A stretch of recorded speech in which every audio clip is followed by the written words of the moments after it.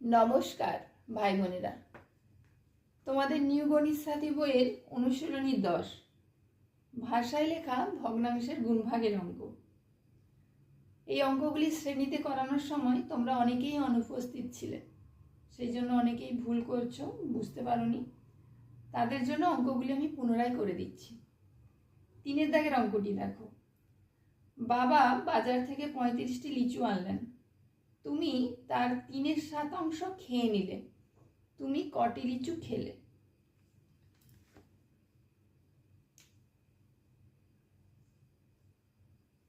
বাবা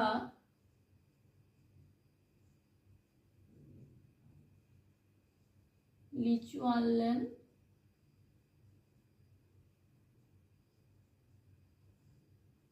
35টি, মানে মোট লিচুর সংখ্যা 35টি। এই 35টি লিচুর 3/7 আমি খেলাম। এখানে তুমিটা আমি লিখব, তাহলে আমি খেলাম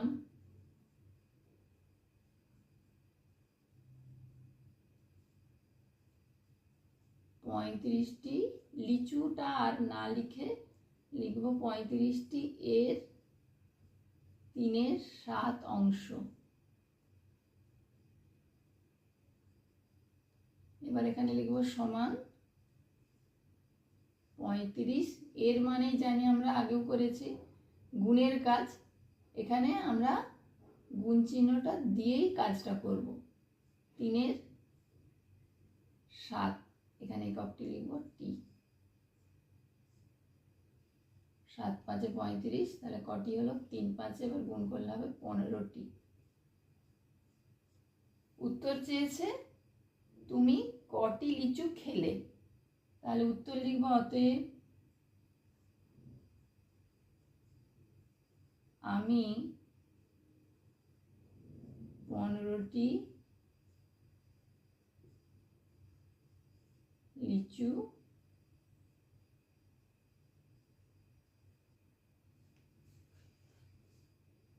চারের দাগের অঙ্কটি দেখো। 24টি কলার 1/4 মা ঠাকুরকে দিলেন, মা কটি কলা ঠাকুরকে দিলেন? তাহলে দেখো মোট কলা কটি, মোট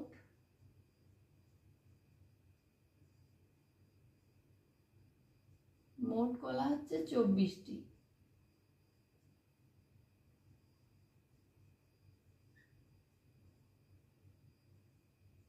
আর মা ঠাকুরকে দিলেন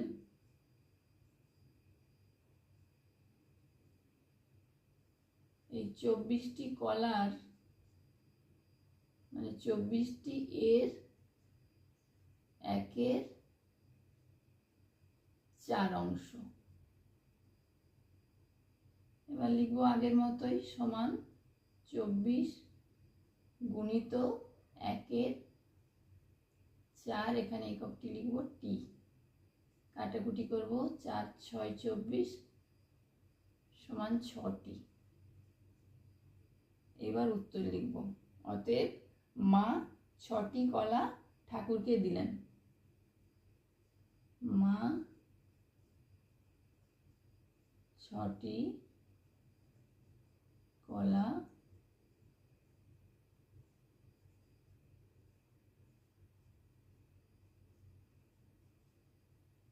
ঠাকুরকে দিলেন। 5 দাগের অঙ্কটি দেখো। 3-এর মধ্যে কটি 1/3 আছে? তাহলে লিখব 3-এর মধ্যে 1/3 আছে। 3-এর মধ্যে বলেছে, কোনো সংখ্যার মধ্যে থাকে মানে ভাগ ভাগ করে বের করতে হবে। তাহলে 3 ভাজিত 1/3, একক লিখব টি। কটি বলেছে,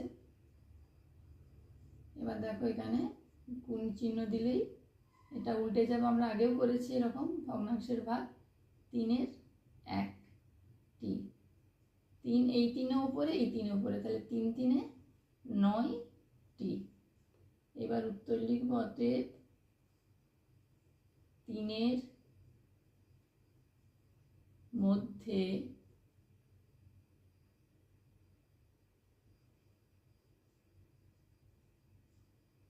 9টি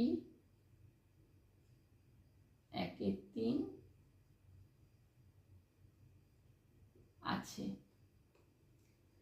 6-এর দাগের অঙ্কটি দেখো, একদিনের 3/4 অংশ সমান কত ঘন্টা? তাহলে প্রথমেই লিখব একদিন সমান 24 ঘন্টা।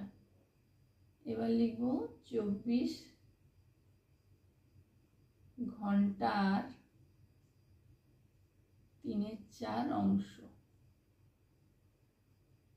এই যে ঘন্টার সাথে একটা র আছে, এটা মানে এর। এবার লিখব সমান 24 গুণিত 3/4। ঘন্টা এককটি শেষে লিখব, কাটাকুটি করব, 4 6 24, 6 3 18 ঘন্টা। এবার উত্তর লিখব, অতএব একদিনের 3/4 অংশ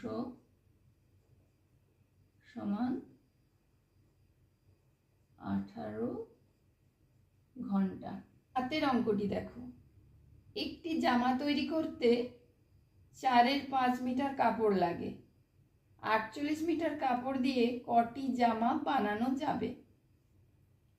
কটি জামা বানানো যাবে বলছে। তাহলে জামার এককটি শেষে রাখবো, 4-এর 5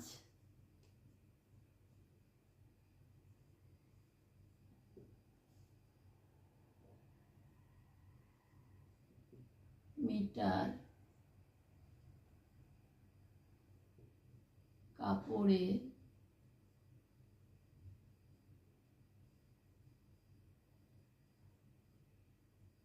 জামা বানানো যাবে একটি। আর 48 মিটার কাপড়ে জামা বানানো যাবে, অনেক সময় অনেকেরই আমাদের ভুল হয়ে যায় যে এটা গুণ হবে না ভাগ হবে। তো দেখো, যখন এখানে কোনো ছোট সংখ্যা থাকবে আর 1 এখানে থাকবে, তার নিচে বড় সংখ্যা থাকবে, তখন দেখবে সেই নিচের বড় সংখ্যাটা ভাজিত উপরের সংখ্যা। এটা মনে রাখবে, যে কোনো পূর্ণ সংখ্যার ক্ষেত্রেও একই নিয়ম। ছোট সংখ্যা আর এদিকে যদি ডান দিকে 1 থাকে আর নিচে যদি বড় সংখ্যা থাকে, তাহলে সব সময়ের জন্যই ভাগ হবে 48 ভাজিত 4-এর 5টি। এবার আগে যেমন আমরা ভাগ করেছি ঠিক তেমনই করব, উল্টে যাবে 5-এর 4,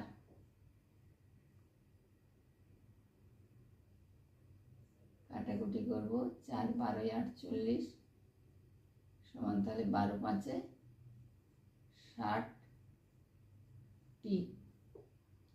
এবার উত্তর লিখব, অতএব 60টি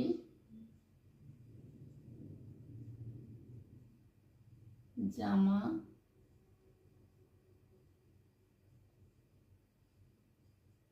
বানানো যাবে। 8-এর দাগের অঙ্কটি দেখো, দুটি ভগ্নাংশের গুণফল 12-র 35। একটি ভগ্নাংশের মান 3-এর 7 হলে অপর ভগ্নাংশের মান কত? এরকম অঙ্ক তোমরা পূর্ণ সংখ্যায় করেছো। তাহলে প্রথমেই লিখব, এখানে 2টা সংখ্যা আছে, সংখ্যাতেই লিখব, দুটি ভগ্নাংশের গুণফল 12-র 35।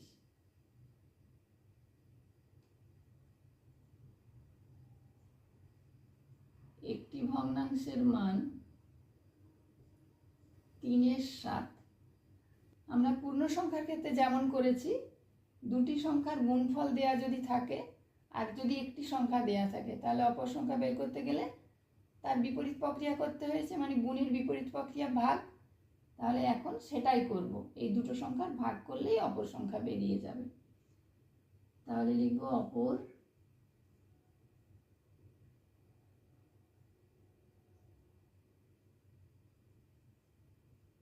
সংখ্যাটি হলো, প্রথমে 12 35 লিখব, গুণের বিপরীত প্রক্রিয়া ভাগ, ভাগ চিহ্ন দিয়ে 3 7 লিখব। এবার যেমন আমরা আগে ভাগ করেছি ভগ্নাংশে, ঠিক সেভাবেই করব। এটা গুণ চিহ্ন দিলেই অনন্যক হয়ে যাবে। 7 3, 7 5 35, 3 4 12, তাহলে কত হলো? 4 5। এবার উত্তর লিখব। অতএব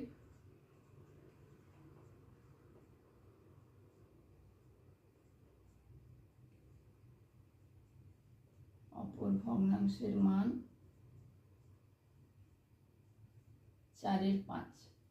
অনুশীলনী 10-এর 3-এর দাগ থেকে 8-এর দাগ পর্যন্ত যে অঙ্কগুলি তোমাদেরকে করে দিলাম, তোমাদের যাদের যাদের অসুবিধা আছে তোমরা অঙ্কগুলি দেখে ঠিক এইভাবে করবে। বাকি অঙ্কের ভিডিও তোমরা পরের দিন পেয়ে যাবে। নমস্কার।